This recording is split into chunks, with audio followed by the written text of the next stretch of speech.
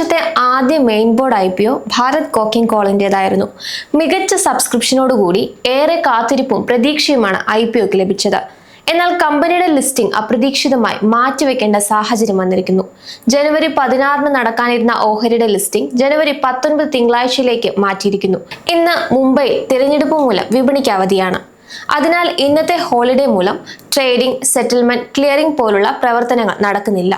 അതിനാൽ IPO പ്രൊസീജിയറിലും ചെറിയ മാറ്റം വന്നിട്ടുണ്ട്. ലിസ്റ്റിംഗ് 3 ദിവസത്തേക്കായാണ് നീട്ടിയിരിക്കുന്നത്. ഇത് IPOയുടെ ഇഷ്യൂവിനെ ഒരു തരത്തിലും ദോഷകരമായി ബാധിക്കുകയില്ല എന്ന് എക്സ്ചേഞ്ചുകൾ അറിയിച്ചിട്ടുണ്ട്. ജനുവരി 16 വെള്ളിയാഴ്ചയാണ്. തുടർന്ന് വരുന്ന 2 ദിവസത്തെ അവധിക്ക് ശേഷം തിങ്കളാഴ്ച ഓഹരി വിപണിയിൽ അരങ്ങേറ്റം കുറിക്കും. ജനുവരി 14 തന്നെ ഓഹരിയുടെ അലോട്ട്മെന്റ് പൂർത്തിയായിരുന്നു. IPOക്കായി അപ്ലൈ ചെയ്ത നിക്ഷേപകർക്ക് BSE NSE വെബ്സൈറ്റിലൂടെ ഓഹരികൾ ലഭിച്ചിട്ടുണ്ടോ എന്നത് ഉറപ്പുവരുത്താവുന്നതാണ്. അലോട്ട്മെന്റിൽ ഓഹരികൾ ലഭിക്കാത്ത നിക്ഷേപകർക്ക് ജനുവരി 16 മുതൽ റീഫണ്ട് ലഭിക്കും. ലിസ്റ്റിംഗ് മാറ്റിയത് അലോട്ട്മെന്റ് റിസൾട്ടിൽ മാറ്റം വരുത്തുന്നില്ല. ഗ്രേ മാർക്കറ്റിൽ ഭാരത് കോക്കിംഗ് കോൾ ഓഹരികൾ 14 രൂപ പ്രീമിയത്തിലാണ് വ്യാപാരം ചെയ്യുന്നത്. IPOക്ക് ഇഷ്യൂ വില നിശ്ചയിച്ചത് 23 രൂപയായിരുന്നു. അതായത് ഏകദേശം 37 രൂപ നിരക്കിൽ ഓഹരി വില ലിസ്റ്റ് ചെയ്യാനുള്ള സൂചനയാണ് ഗ്രേ മാർക്കറ്റ് പ്രീമിയത്തിൽ നിന്നും ലഭ്യമാകുന്നത്. ഇത് 60% പ്രീമിയമാണ് നൽകുക. എങ്കിലും നിക്ഷേപകർ ഒരിക്കലും ഗ്രേ മാർക്കറ്റ് പ്രീമിയം മാത്രം വിലയിരുത്തിക്കൊണ്ട് ഓഹരി നേട്ടത്തിൽ തന്നെ ലിസ്റ്റ് ചെയ്യപ്പെടുമെന്ന് വിലയിരുത്തരുതെന്ന് അനലിസ്റ്റുകൾ നിർദ്ദേശിക്കുന്നു. ഗ്രേ മാർക്കറ്റ് പ്രീമിയത്തിൽ വ്യത്യാസം വന്നേക്കാം. കമ്പനിയുടെ IPOക്ക് 143.83 മടങ്ങ് സബ്സ്ക്രിപ്ഷനാണ് ലഭിച്ചത്. ഇതിൽ റീറ്റെയിൽ പോർഷൻ മാത്രം 49 മടങ്ങ് സബ്സ്ക്രൈബ് ചെയ്യപ്പെട്ടു. 1071 കോടി രൂപ സമാഹരിക്കാൻ എത്തിയ കമ്പനിക്ക് 1.1 ലക്ഷം കോടി ബിഡുകളാണ് 3 ദിവസം കൊണ്ട് ലഭിച്ചത്. അതായത് 50 കോടി ഓഹരികൾക്ക് അധിക ബിഡ് ലഭിച്ചു. 90.31 ലക്ഷം ആപ്ലിക്കേഷനുകളാണ് ഈ കുഞ്ഞൻ PSU ഓഹരിക്ക് ലഭിച്ചത്. റീറ്റെയിൽ നിക്ഷേപകരെ പോലെ തന്നെ വൻകിട നിക്ഷേപകരും ഒരുപോലെ താല്പര്യം കാണിച്ചു. Bharat cocking call IPO listing നേട്ടം മാത്രം ലക്ഷ്യമിടുന്നവരാണ് നിങ്ങളെങ്കിൽ ഇക്കാര്യങ്ങൾ കൂടി അറിഞ്ഞിരിക്കണം.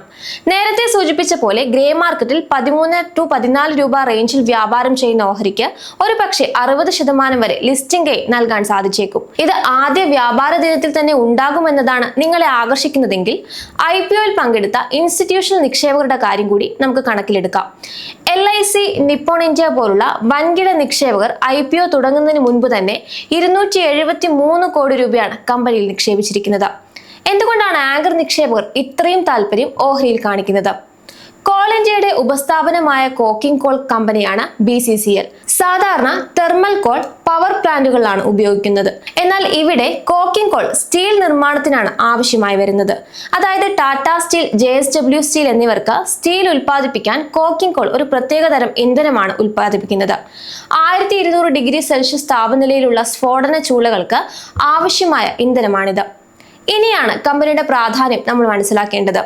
ഇന്ത്യ 2030 ആകുമ്പോഴേക്കും സ്റ്റീൽ കപ്പാസിറ്റി 300 മില്യൺ ടണ്ണായി വളർത്താനാണ് ശ്രമിക്കുന്നത്. ഇപ്പോഴിത് 200 മില്യൺ ടണ്ണാണ്. ഇവിടെ ഈ ലക്ഷ്യത്തിലേക്കുള്ള ഗ്യാപ്പ് ഫില്ല് ചെയ്യാൻ പ്രതിവർഷം 135 മുതൽ 140 മില്യൺ ടണ്ണിന്റെ കോക്കിംഗ് കോൾ ഇൻഡസ്ട്രിയിൽ ആവശ്യമായി വരും. ഇപ്പോൾ നമ്മൾ 81 million ton coking coal import ചെയ്യുകയാണ് ചെയ്യുന്നത്. ഇന്ത്യയുടെ കോക്കിംഗ് കോൾ പ്രൊഡക്ഷന്റെ 58% BCCL ആണ് ഉൽപ്പാദിപ്പിക്കുന്നത്.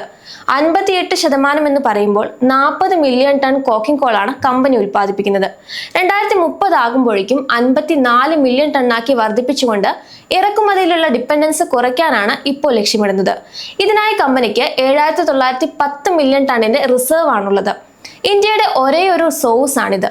റീറ്റെയിൽ നിക്ഷേപകർ വെറും ലിസ്റ്റിംഗ് ഗെയിനിന് വേണ്ടി മാത്രം BCCL IPO ലക്ഷ്യമിടുമ്പോൾ ആങ്കർ നിക്ഷേപകർ ദീർഘകാല വീക്ഷണത്തോടെയാണ് കമ്പനിയിൽ നിക്ഷേപിച്ചിരിക്കുന്നത്.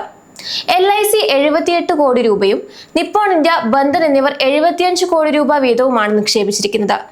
IPO തുടങ്ങുന്നതിന് മുൻപ് തന്നെ 273 കോടി രൂപ കമ്പനിക്ക് വേണ്ടി ഒഴുകിയെത്തി. ഇൻസ്റ്റിറ്റ്യൂഷണൽ നിക്ഷേപകർ ലിസ്റ്റിംഗ് ഗെയിനിന് വേണ്ടിയല്ല ഓഹരിയിൽ നിക്ഷേപം നടത്തിയിട്ടുള്ളത്. കാരണം നമുക്കറിയാം ഇവർക്ക് 30 മുതൽ 90 ദിവസത്തിന്റെ ലോക്ക് ഇൻ പീരിയഡിൽ ഓഹരികൾ വെക്കേണ്ടതുണ്ട്. വൻകിട നിക്ഷേപകർ സ്റ്റീൽ ഡിമാൻഡിന്റെ അനന്ത സാധ്യതകൾ വിലയിരുത്തിയാണ് ഓഹരിയെ ഉന്നയിച്ചിരിക്കുന്നത്.